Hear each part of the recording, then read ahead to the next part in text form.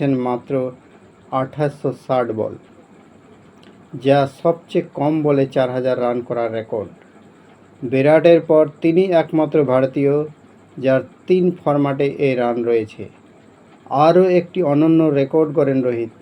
টি-20 বিশ্বকাপে তার রান তারার সময় হাফ সেঞ্চুরি করার তিনি একমাত্র ভারতীয় অধিনায়ক।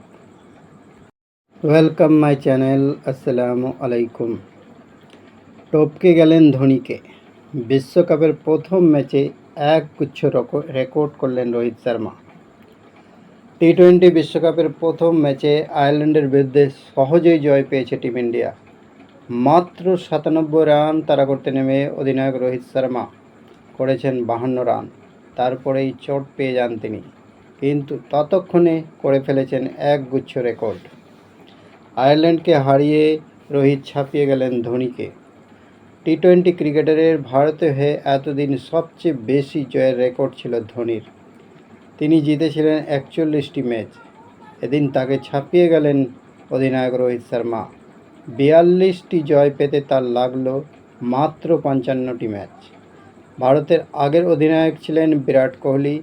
50 ম্যাচে পেয়েছিলেন তিনি 30টি জয়।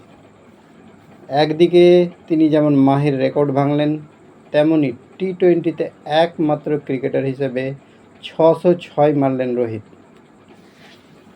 শুধু ভারতীয় হিসেবে নয়, সারা বিশ্বে তিনি একমাত্র এই রেকর্ডের মালিক।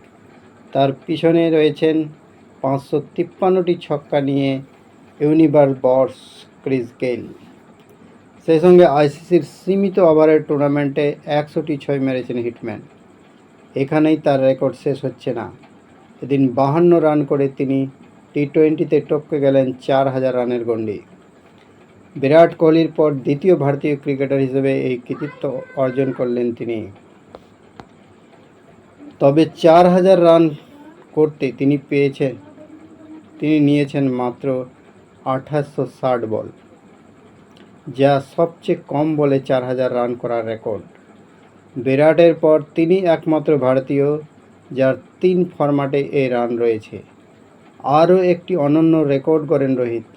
টি-20 বিশ্বকাপে তার রান তারার সময় হাফ সেঞ্চুরি করার তিনি একমাত্র ভারতীয় অধিনায়ক।